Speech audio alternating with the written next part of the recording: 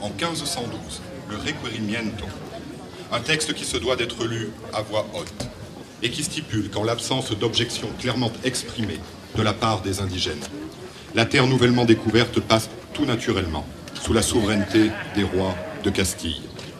Qui ne dit mot consent, quand bien même il ne comprend rien à ce qu'on lui raconte.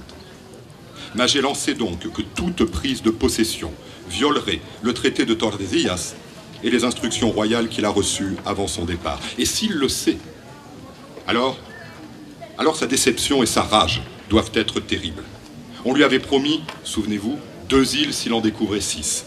Et quand bien même il en découvrirait 10, il n'en pourrait gouverner aucune, car tout appartient déjà, par avance, au Portugal.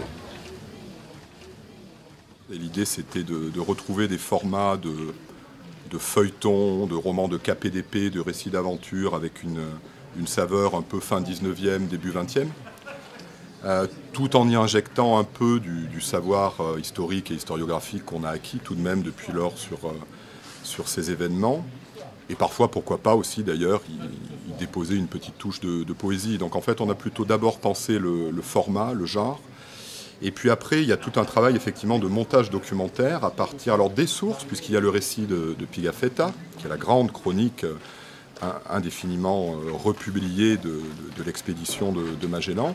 Il y a aussi un certain nombre de sources complémentaires, de grands chroniqueurs portugais comme Barros, comme Correia, de Martyr d'Anguera, qui a recueilli de la bouche des survivants un certain nombre de témoignages. Et puis il y a aussi des marins qui ont témoigné, qui ont aussi été interrogés par des érudits de retour à Séville.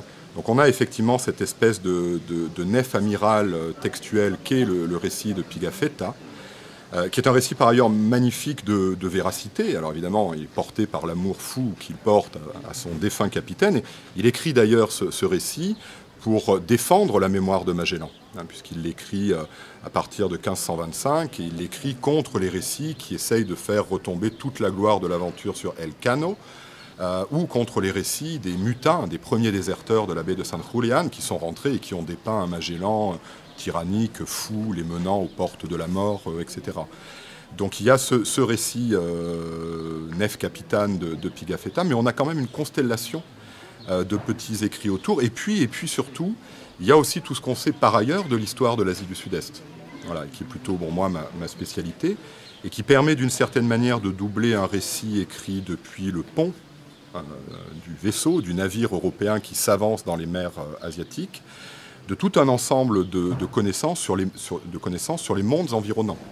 Voilà, donc il faut aussi rééquilibrer un peu, il faut à nouveau faire peser un peu plus lourd dans la balance du récit les mondes asiatiques environnants, qui ont leur propre histoire, qui ont leur propre mouvement, et à l'aune de cette histoire, d'ailleurs, cette expédition n'est qu'un coup d'épée dans l'eau.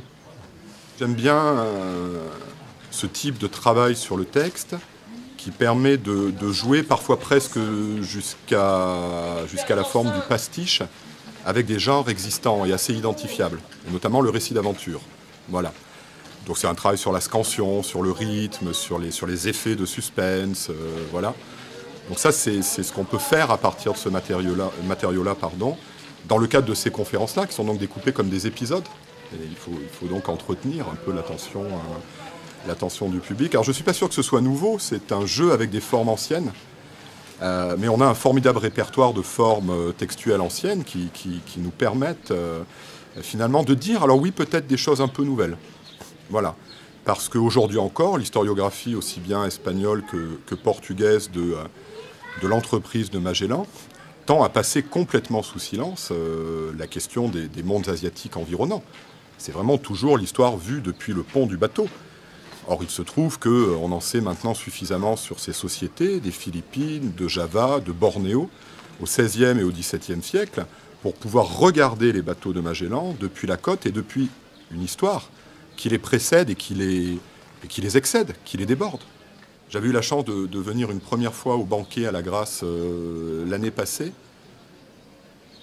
Et je m'étais rendu compte, comme probablement tous les gens qui viennent ici, que la Grâce, c'est vraiment un lieu un peu particulier, en ce sens que l'attention à la parole y est, dans le public, assez extrême et assez exigeante.